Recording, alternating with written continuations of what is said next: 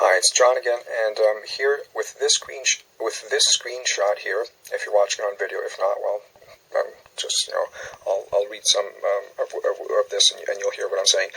But for those who are watching, you can see the address bar up there. This is from the New York Times.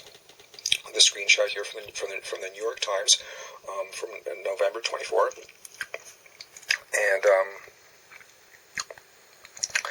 I'm going to read these next few paragraphs. And then I'm going to comment on at least one item in here. Actually, yeah, I'm looking at now before I start reading. It's a really big item. I'll get to it in a moment. But first, I'm going to read the entire. Well, it's not the entire article. I mean, this is just a few paragraphs from the article. But I'm going to read, the entire screenshot. So it's only two paragraphs, right? But I'm going to read the whole thing anyway, just to put it into better context. Okay, so from this point on, I'm reading for the next few paragraphs, and I'll say when I'm stopping reading. When I stop reading, I'll say, okay, so now I'm reading. The vehicle was shown on video moving toward the bridge, the Niagara Falls International Rainbow Bridge, at a shocking speed before striking a median and taking flight. It burst into flames on impact with a booth at the border crossing and shattered, strewing metal over a wide debris field.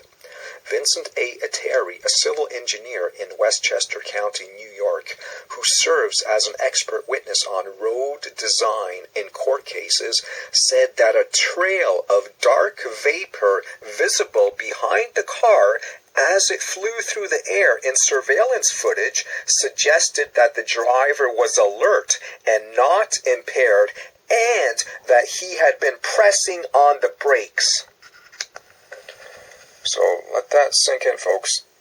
This is very strong evidence, what I just read, okay? Obviously, I'm talking now, right? I'm not reading now. But what I just read about the dark vapor trail being visible as the car flew through the air, right? Because they analyzed the surveillance footage, right? I mean, if you've seen the surveillance footage on YouTube or wherever, you wouldn't be able to see the dark vapor trail like that, right? But if they're looking at it with special equipment, which they obviously have, right? Special video equipment, right? If they can focus in, very closely on the image, I'm sure, then you and I could do, just by looking at a YouTube video. Our technology is not that great, but obviously, the people, who analyze the surveillance footage have the best, I'm sure, video equipment, so that they can very closely analyze every minute aspect and pixel of the video footage. And so that's very big, that there was a trail of dark vapor visible behind the car as it flew through the air, okay? So, and again, I just read it, but I'm going to reiterate it because it merits repeating, right? So basically, that dark vapor trail suggests that the driver was alert, he wasn't impaired, and the big thing, that he was pressing on the brakes, right? I mean, that's what it said, right? And it makes sense, right? That perfectly fits in with the theory that it was hacked, right? That it was hacked and crashed. Obviously, first, it was before it was crashed, it was obviously sped up to that high speed, right?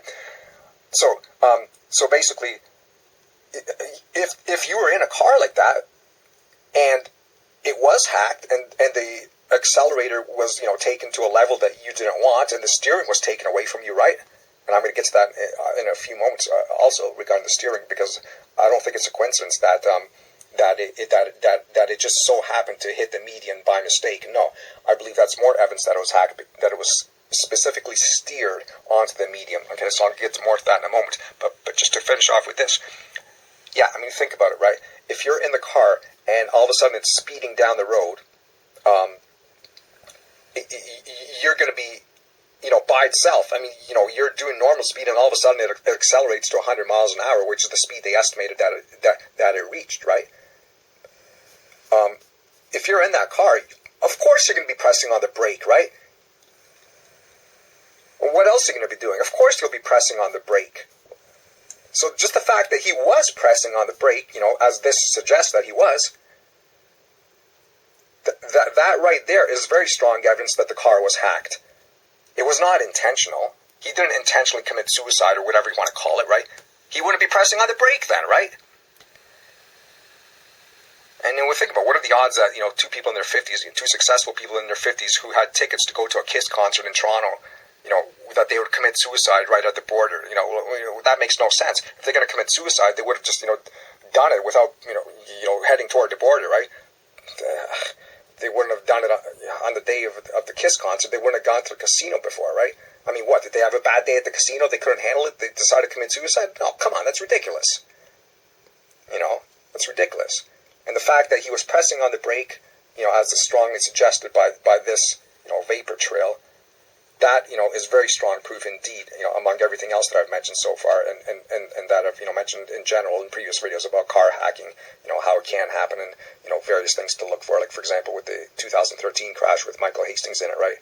There are plenty of evidence that was hacked as well, right? I'm not going to get back into that, right?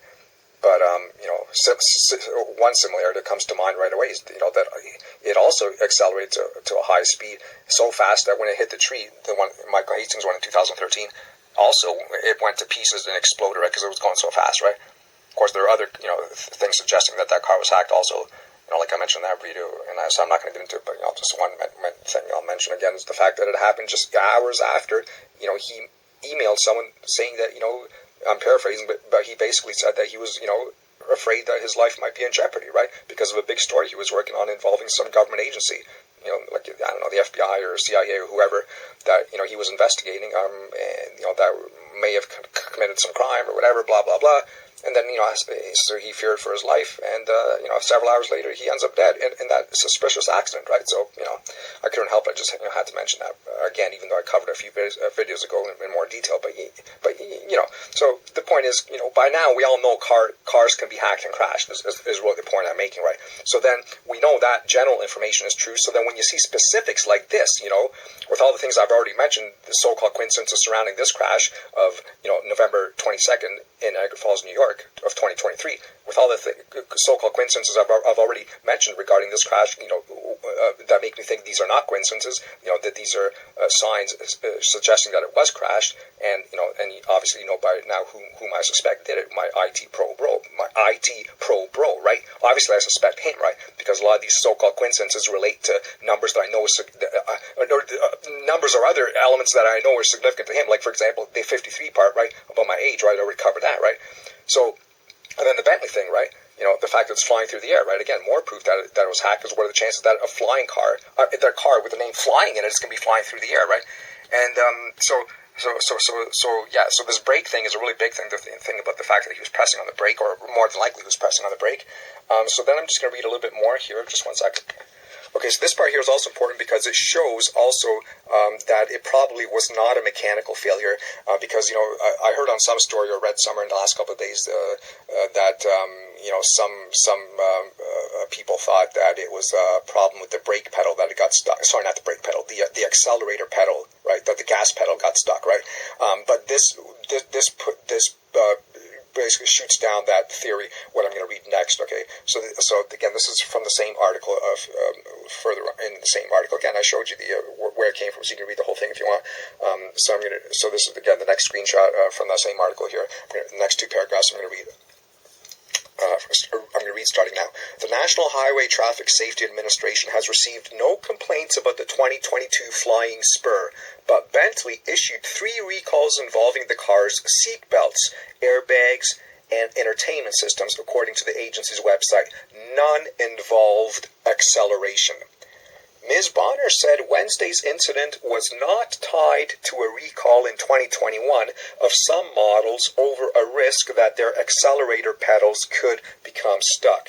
She said there had been no such problem on left-hand drive cars, the kind sold in the United States and Canada. Okay, so now I'm talking. I'm done reading, right? So the point is, you should probably figure it out yourself, right? But basically, just to underline the point, the accelerator pedal problem happened only with some cars, that are sold in Europe or whatever countries where they drive. Sorry, I know Europe's not a country. You know what I mean, right? Cars that are sold in jurisdictions where they drive on the left hand side of the road, right? So basically, there had apparently been some problem with accelerator pedals with those cars, right? But even with those cars, I don't think, even if it was a legitimate problem on some of those cars with the accelerator pedal being stuck, I don't think that even. Another reason I don't think that was the problem here. Well, number one, because she at the end she says there had been no such problem on left-hand cars, the kind sold in the United States and Canada, right? So there had been no problem here with those, right? But even with the ones where apparently there was a problem, like in Europe or wherever they sell those cars, you know, where the gas or the accelerated pedal is on the other side, or like everything is different because they drive on the other side, like on on the left side of the road as opposed to the right side, like we do here in North America, right? Anyway, even there, if there was a real accelerator pedal problem, as here it says, that there was considered to be a risk, right? Well, that risk was never materialized, or if it did materialize, in the real world, if it manifested in the real world, it never resulted in a serious accident, because otherwise we would have heard about it. Okay, I mean, I come across a lot of news, and so do other people, and I have not come across any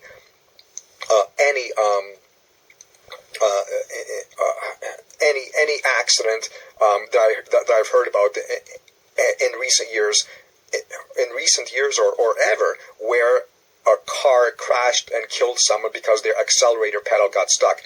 If it was such a big problem, then it would have happened, already, and we would have heard about it, right? I would have heard about it. I'm sure other people would have heard about it. I don't know. Is there someone out there who's heard about it? I haven't. I mean, I've done a lot of research on this, and I've come across and on other suspicious car crashes I've done, regarding hacked cars, right?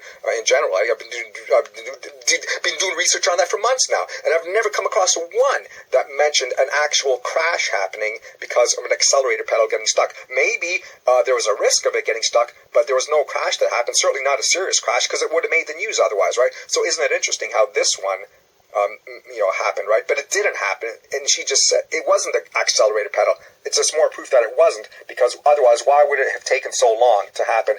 And also, there had been no such problem reported on any cars sold in North America, on any Bentley cars sold in North America,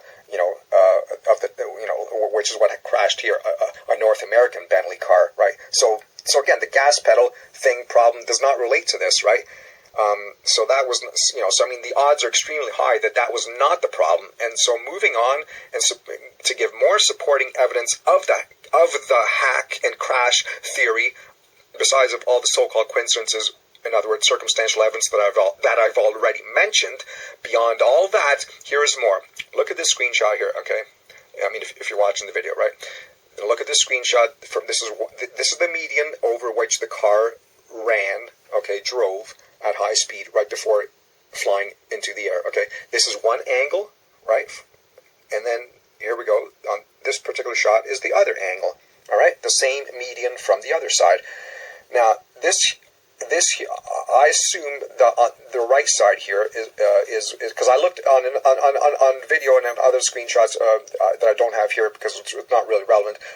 I saw the entire thoroughfare leading up here, like to this median, and I'm pretty sure that it was this side that it drove. Like, I'm going to flip back to the other screenshot that I showed you a moment ago, just for a second. Yeah, it would have been that side, because you can see on this one here, there's an arrow pointing, forward, right? So they wouldn't have been driving down here, because they could have run head on into another car coming from there, because this would be the wrong direction. Not only that, but you can see there's a curve there, right? There's a curve on that side of the median, so they wouldn't have been on that road. That's not really a road, that's a ramp. But this here, like I know on a previous screenshot or video that I looked at before I made this screenshot, I saw that there was a thoroughfare leading on this side.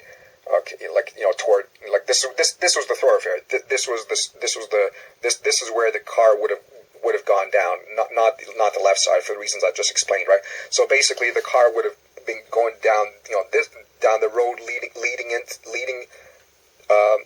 into this median from this side, and then you can see how it could easily jump over the curb, and also if you look at if you see the video and you look at the angle that the car flew in, it flew in on an angle with the passenger's side door going that side of the car banking down, right? and the driver's side banking up, which means it would have been going on this side, and the left side would have hit the median right there to send it in that direction on that angle.